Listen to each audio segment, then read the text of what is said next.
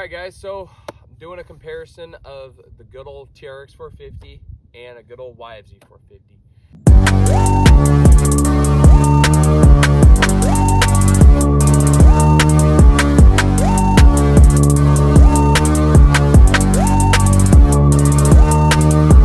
I'm not going to go into specs or anything. I'm just literally going to just talk about my overall opinion about them. I've ridden one in my past. This is my dad's, and then this one is mine. I had a 06. But yeah, for a guy, kind of depends on what rider you are, right? If you're kind of a shorter, compact, more build, like 5'8", under, 5'9", under maybe. Sorry if you guys hear like quads riding in the background. There's a couple guys riding out here, but either way, yeah, if you're a bit like probably 5'9" under, I would highly recommend the YFZ450. I'm 6'3", 6'2", and for me, when I rode a YFZ450, it felt a bit hunched over on the bars. For me, with the TRX450, the bars seem kind of more my size, kind of just fit more comfortable, don't feel as hunched. If I bought another YFZ450, I would buy a raised steering stem, so then I'm kind of more upright instead of hunched over. TRX kind of feels like a Raptor. If anyone has a Raptor, it just sits a bit more taller, not as like wide and compact. Stock TRX450. Next thing I'm going to talk about is kind of working on them. The Hondas are way more reliable, I feel like. That's what I've heard, and with my luck, I really have done nothing to my bike, and it still fires up every single time. It does need to be rejetted because I used to live in Washington State and now I live in Arizona, and it definitely does not run at peak performance. So it does need to be rejetted. Definitely needs some love for sure. Like I said earlier, think about throwing a big bore in it, maybe like a 480 or a 500, something right around there. But yeah, I mean, working on them, way easier, way more reliable. Just to get the plastics off, you can ask my dad. The front plastics on these things are a pain in the butt to get these plastics off. With these, it's just a slam dunk, beep, beep, beep, beep, beep. It's easy, like take it apart in 3 seconds. Yeah, I mean, the Hondas are just super easy to work on, and it's a Honda, so it'll run, shout out to Shreddy80.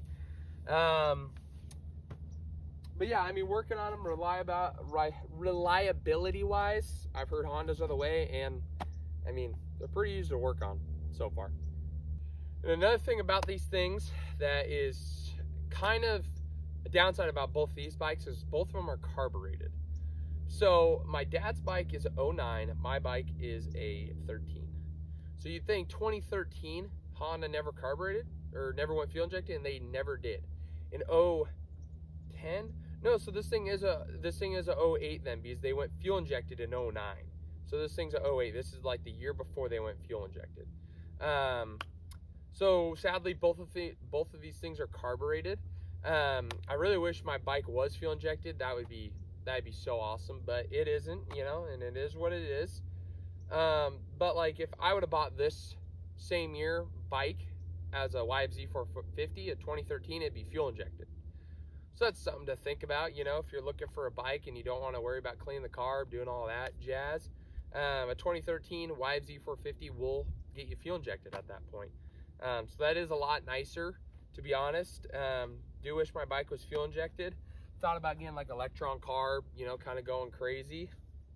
So yeah, I mean, other than that though, these bikes are really good.